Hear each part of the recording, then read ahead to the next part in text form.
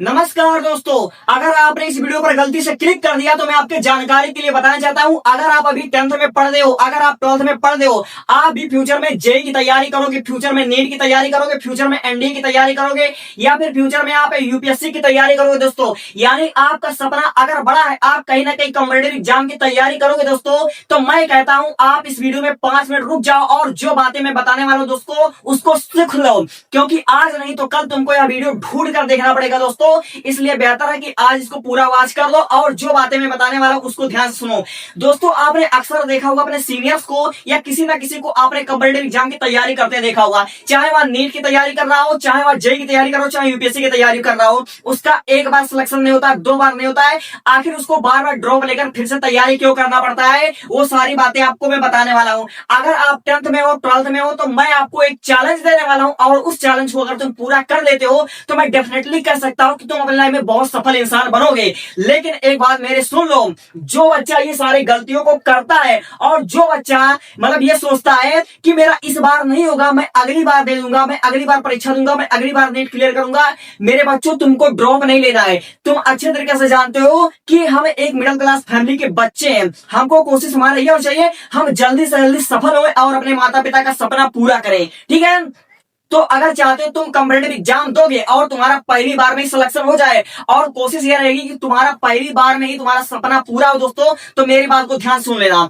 तो मैं किस विषय पर बात कर रहा था कि 99% बच्चों का आखिर सिलेक्शन क्यों नहीं होता कॉम्पिटेटिव एग्जाम में। दोस्तों देखो, जो बच्चे इस समय 12th बोर्ड एग्जाम में होंगे, यानी उनको 2027 में बोर्ड एग्जाम देना होगा, और जो बच्चे मतलब 11 से नीट की तैयारी कर रहे थे, जेई की तैयारी कर रहे थे दोस्तों, उनको जेई की परीक्षा लेना होता है, नीट की परीक्षा लेना होता है, चाहे उनको यूपीएससी का परीक्षा लेना, चाहे उनको 12 बार सीयूटी का फिर एनडीए का परीक्षा देना है। अगर तुम ये चाहते हो कि तुम्हारा पहली बार में ही सिलेक्शन हो जाए तो केवल 6 चीज को तुम दोस्तों पकड़ लो और इन 6 चीज को फॉलो कर लेना और इसका दुरुपयोग मत करना। इसको तो दुरुपयोग इसका मत करना, वरना तुम्हारा भी सिलेक्शन नहीं होगा। सबसे पहली बात दोस्तों, जो बच्चा बिग ड्रीम देखता है, मैं आपकी जानकारी के बताना चाहता हूं, उसके पास पहली बार में बहुत एनर्जी होता है, बहुत जोश होता है, उसके अपने ऊपर मतलब कॉन्फिडेंस होता है, उसको अपने ऊपर बहुत कॉन्फिडेंस होता है। जैसे बच्चा नए नए बैनर्स को देख करके कि यार इस साल ये रैंक बनाया है, ये बच्चा टॉपर बना है, अगले साल मैं भी टॉपर बनूंगा, ये बच्चा नीट में पहली बार में 680 नंबर लेकर आया है, मैं 700 नंबर लेकर आऊंगा, मैं रैंक 1 लेकर आऊंगा, मैं रैंक 2 लेकर आऊंगा। दोस्तों बच्चा सपना तो बहुत देख लेता है, बहुत जोश आ जाता है उसके अंदर, लेकिन वह सपना कब तक आखिर जिंदा रहता है। दोस्तों मैं आपके जानकारी के लिए बताना चाहता हूं, मोटिवेशन से इंसान की जिंदगी नहीं बदलती है। इंसान को अपनी जिंदगी बदलना है, इंसान को सक्सेस होना है तो कंटिन्यूअस आपको परिश्रम करना पड़ेगा, आपको डेडिकेशन के साथ काम करना ही पड़ेगा, ठीक है। तो देखो दोस्तों, जो चीज मैं आपको कहने वाला हूं उसको बहुत ध्यान से सुन लेना, तभी आपका पहली बार में सिलेक्शन होगा। समझे मेरी बातें। पहली बात, आपने अभी तक जितनी भी परीक्षाएं दी है, आपने 9th तक पढ़ाई किया है, आपने 10th का बोर्ड एग्जाम दिया होगा, 11th का बोर्ड एग्जाम दिया होगा, ठीक है। तो आपने अभी तक जितनी भी आपने परीक्षा दिया है उसके बेसिस पर आप अपनी कमी को और अपनी खूबी को पहचानो। जैसे आप एक स्टूडेंट हो, आपको नीट की परीक्षा देना है, तो नीट का परीक्षा देने वाले बच्चों का मतलब 90% बच्चे ऐसे होते हैं जिनका फिजिक्स वीक होता है। तो दोस्तों अगर आपका फिजिक्स वीक है तो कहीं ना कहीं आपका कैलकुलेशन जो है वीक होगा, तो वो तुम्हारी कमी है, उसको तुम मजबूत करो। दोस्तों अगर तुम जेई की परीक्षा देने वाले हो तो जेई की परीक्षा देकर तुम इंजीनियर बनने का जो सपना देख रहे हो, तो इंजीनियरिंग लाइन में जाने से पहले तुमको मैं बता दूं, वहां पर केवल पढ़ाई की वैल्यू नहीं होती है, केवल तुम्हारा डिग्री का वैल्यू नहीं होता है, वहां पर तुम्हारी कम्युनिकेशन स्किल का भी वैल्यू होता है। तो इसलिए तुम्हारा पहले सुझाव मेरा यह है कि अपनी कमी और अपनी खूबी को समझो कि आखिर तुम्हारे अंदर क्या कमी है और तुम्हारे अंदर क्या खूबी है जिसके बलबूते पर तुम अपनी लाइफ में सफल हो सकते हो। अपने अंदर की कमी को सुधारो कि हमारे अंदर क्या कमी, उसको खुद झांक कर देखो और उस पर निरंतर काम करो, निरंतर काम करो। अगर तुमसे न्यूमेरिकल सॉल्व नहीं हो रहे तो लगातार तुम प्रैक्टिस करो, प्रैक्टिस करो। एक बार लगाओ सवाल को, 2 बार लगाओ, 10 बार लगाओ सवाल को, सवाल तुमको आ जाएगा, डेफिनेटली तुम उसको सवाल को कर लोगे और तुम्हारा पहली बार में नीट में सिलेक्शन होगा, पहली बार में तुम जेई फोड़ोगे, पहली बार में यूपीएससी तुम दोगे, ठीक है। अगर तुम यूपीएससी की तैयारी कर रहे हो तो तुम्हारा जो सबसे डिफिकल्ट होता है तुम्हारा सीसेट का पेपर। सीसेट का पेपर में क्या होता है, कैलकुलेशन होता है, ठीक है दोस्तों, उसमें भी मैथ होता है, इसलिए मैथ आज से स्ट्रॉन्ग करना शुरू कर दो। अगर तुम्हारा मतलब बड़े लेवल का ड्रीम है, जैसे यूपीएससी करना चाहते हो, जेई करना चाहते हो, तो तुम आज ही मतलब स्ट्रॉन्ग कर लो अपना मैथ और फिजिक्स। समझे मेरी बातें। मैथ और फिजिक्स तुम्हारा यूपीएससी तक पीछा नहीं छोड़ेगा, मेरे बात को समझो, ठीक है। और दूसरी चीज, समय की कदर करें, समय की कदर करें। देखो दोस्तों, जैसे आप 12 का बोर्ड एग्जाम दोगे, 10 का बोर्ड एग्जाम दोगे, तो शुरू शुरू में जैसे ही आप मई का महीना चल रहा है और कुछ समय बाद आपका मतलब एक महीने बाद अगला महीना आपका जून आएगा, जुलाई आएगा, तो बच्चे में क्या होगा ना कि अभी यार बहुत गर्मी है, चलो गर्मी है मैं बाद में पढ़ता हूँ यार, इतनी गर्मी में कौन पढ़ाई करता है दोस्तों। अरे यार तुम्हारा सपना बड़ा है। और तुम्हारे जानकारी के लिए बताना चाहता हूं, अगर तुम 12th में आ गए हो और 12th में आने के बाद भी तुम्हारे अंदर आलसपन है, तो तुम अपने लाइफ में कुछ भी नहीं कर पाओगे। मान लेते हैं अगर तुम्हारे पास दिन में गर्मी होती है तो तुम सुबह एकदम से सुबह 4 बजे 5 बजे 6 बजे उठकर पढ़ाई कर सकते हो। वहां पर मतलब एकदम से नॉर्मल रहता है, मौसम ठंड रहता है, क्योंकि हम भी पढ़ते हैं और पढ़ाते हैं। समझे मेरी बातें। आप लोग रात में पढ़ाई कर सकते हो, 9 बजे 10 बजे आप लोग छत पर बैठकर पढ़ाई कर सकते हो। तो इसलिए आपके अंदर आलस नहीं आना चाहिए और समय की कदर करो। यही वक्त है पढ़ने का दोस्तों, चाहे गर्मी हो चाहे ठंडी हो। आज तुम गर्मी से अगर पढ़ाई मतलब छोड़ दोगे कि यार बहुत गर्मी है चलो कल पढ़ लेते हैं दोस्तों, तो आगे बरसात आने वाला है, फिर ठंडी आएगा, धीरे धीरे तुम्हारा आलसी हो जाओगे, तुम पढ़ ही नहीं पाओगे। इसलिए समय की कदर करो, इस समय को बर्बाद मत करो। ये मत सोचो कि मेरा गर्मी है तो मैं पढ़ूंगा नहीं। अरे दोस्तों तुम पढ़ो, टाइम निकाल कर पढ़ो, थोड़ा थोड़ा पढ़ाई करो। तुम 4 घंटे 5 घंटे पढ़ाई करो। अगर तुम्हारा जेई या नीट या फिर यूपीएससी ऐसा सपना है, गर्मी में 4-5 घंटा पढ़ो और फिर बरसात में तुम 6-7 घंटा पढ़ोगे और ठंडी में तुम 7-8 घंटा 9 घंटा 10 घंटा पढ़ाई करके पहली बार में तुम सिलेक्शन पा सकते हो। दोस्तों आज से डेडिकेटेड हो जाओ, समय की कदर करो, मेरी बात को मानो। मैं लाख रुपए की बात कह रहा हूं, शायद तुमको मजाक में लग रहा होगा। और तीसरी बात 90 नहीं 99% बच्चों का मतलब भूल है कि वो बच्चा ओवर कॉन्फिडेंस हो जाता है। पहली बार अगर तुम नीट का परीक्षा देने का सोचोगे, तुम्हारा सिलेबस जानते हो कब खत्म होगा? तुम्हारा सिलेबस दिसंबर में खत्म कर देंगे। जहां से तुम पढ़ाई कर रहे हो दिसंबर में तुम्हारा सिलेबस खत्म कर देंगे और फिर जनवरी फरवरी मार्च अप्रैल 4 महीना तुम्हारा लगातार रिवीजन कराएंगे। तो दोस्तों जब तुम्हारा मतलब एक बार सिलेबस खत्म हो जाता है तो तुम ओवर कॉन्फिडेंस करने लगते हो। अगर तुम नीट की तैयारी करोगे, जेई की तैयारी करोगे, यूपीएससी की तैयारी करोगे दोस्तों, तुम्हारा एक बार सिलेबस खत्म होने के बाद तुम्हारे अंदर ओवर कॉन्फिडेंस आ जाता है और तुम्हारे अंदर भी आएगा, देख लेना, मुझसे शर्त लगा लेना।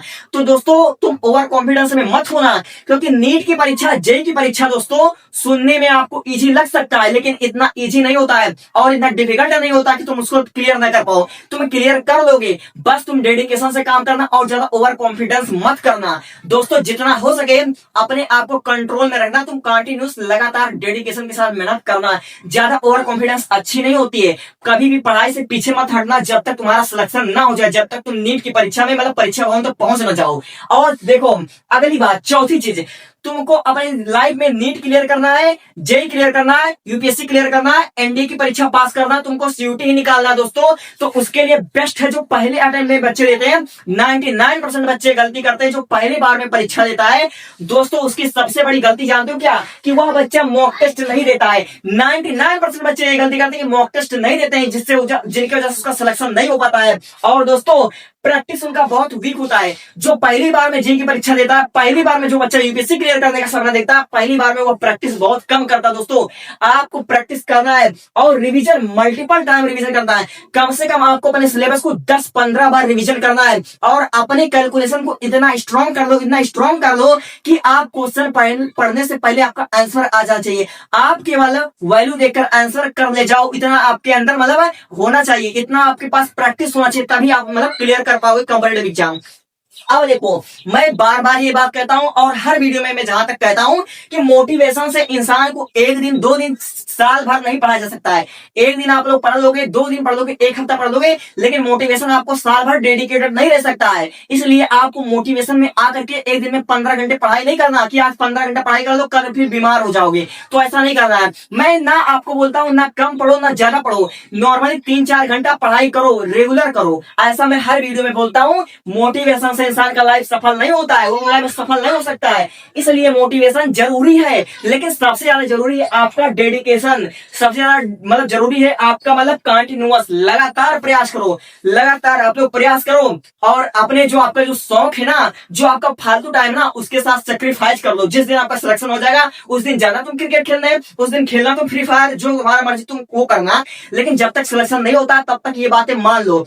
अब देखो आखिरी चीज जो मुझे बहुत पहले बताना चाहिए, लेकिन मैं तुमको पहले बताने के बजाय आखिरी में बता रहा हूं, उसकी भी मतलब एक रीजन है। सबसे पहली बात, तुमको अगर कोई भी तुम्हारा ड्रीम है, जैसे तुम्हारा नीट है, यूपीएससी है, तुम्हारा कोई भी ड्रीम होगा, तुम्हारा इंजीनियरिंग होगा, तुम्हारा एनडीए होगा, तुम पायलट बनना चाहते हो, तो उसके लिए बेस्ट टीचर की चुनाव करो।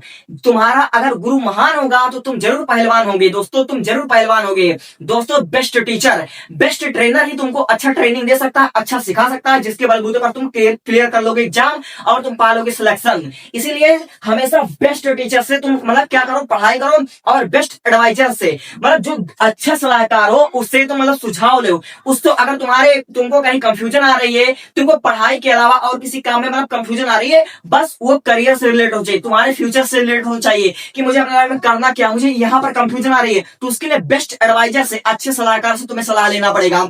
और जो बच्चा इन सारे चीजों को समझ लेगा और पहली बार में वहां काम कर देगा, उसका पहली बार में सिलेक्शन होगा। एक बार मैं रिकॉल करता हूं, सबसे पहली बात अपने कमी और खूबी को समझो कि तुम्हारे अंदर क्या कमी है और तुम्हारे अंदर क्या वो खूबी है जिसके बलबूते पर तुम्हारा सिलेक्शन होगा, तुम अपने लाइफ में सफल हो सकते हो।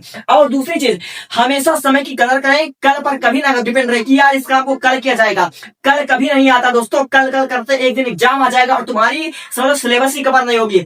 और तीसरी बात, कभी भी ओवर कॉन्फिडेंस मत करना कि तुम्हारा सिलेबस खत्म हो गया तो तुम रैंक 1 लेकर आओगे। दोस्तों सिलेबस को 10 बार पढ़ने वाले भी बच्चे फेल हो जाते हैं। क्यों? क्योंकि उनके अंदर प्रैक्टिस की कमी होता है, मॉक टेस्ट नहीं देते दोस्तों, वह मल्टीपल टाइम रिवीजन करना भूल जाते हैं। इसलिए इस भ्रम में मत रहना कि तुम्हारा सिलेबस खत्म हो गया तो तुम अच्छा रैंक 1 लेकर आओगे। नहीं दोस्तों, ओवर कॉन्फिडेंस कभी मत करना।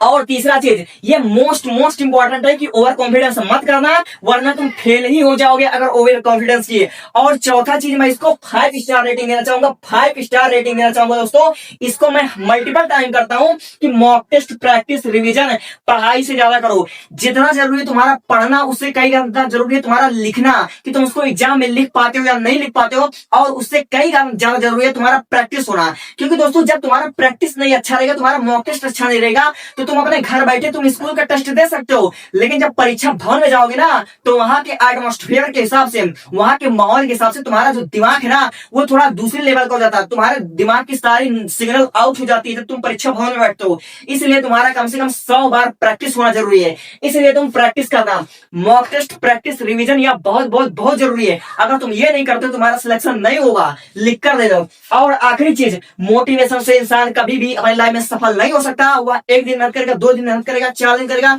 लेकिन साल भर में मेहनत नहीं कर सकता। इसलिए डेडिकेशन से काम करना, कंटिन्यूअसली काम करना, ठीक है। और बेस्ट टीचर, बेस्ट एडवाइजर से सलाह लोगे तो अपनी लाइफ में डेफिनेटली पहली बार में मतलब सफल हो जाओगे। और कोई प्रश्न हो तो आप मुझसे कमेंट बॉक्स में कह सकते हो। अब रहा तुम्हारा चैलेंज दोस्तों, अगर तुम 10th में पढ़ रहे हो, अगर तुम 12th में पढ़ रहे हो, अगर तुम्हारा पहली बार में यानी कि तुम 2027 में जेई का पेपर देने वाले हो, तुम नीट का पेपर देने वाले, तुम सीयूटी देने वाले, तुम एनडीए का पेपर देने वाले हो, कोई भी तुम्हारा पेपर हो, तुम मुझसे ये चैलेंज करो, तुम अपने आप से चैलेंज करो दोस्तों। पहली बार में तुम सिलेक्शन लेकर रहोगे और तुम 12 में पढ़ते हो, तुम 10th में पढ़ते हो, 12th में पढ़ते हो, तो तुम्हारा इस बार किसी भी कीमत पर 90 प्लस तो आनी चाहिए। अपना ड्रीम रखो 95, 98, लेकिन कम से कम तुमको 90 प्लस तो लाना ही लाना है। ये तुम्हारा खुद के साथ चैलेंज है, क्योंकि अगर तुम छोटी छोटी चीजों में 10th में, 12th में अच्छा अचीवमेंट करोगे, तो कहते हैं ना बूंद बूंद से घड़ा बढ़ता है, छोटी छोटी नदियां मिलकर एक बड़े समुद्र का निर्माण करती हैं। वैसे तुम्हारा छोटा छोटा टारगेट बनकर एक दिन बड़ा यूपीएससी तुम एग्जाम क्लियर कर लोगे।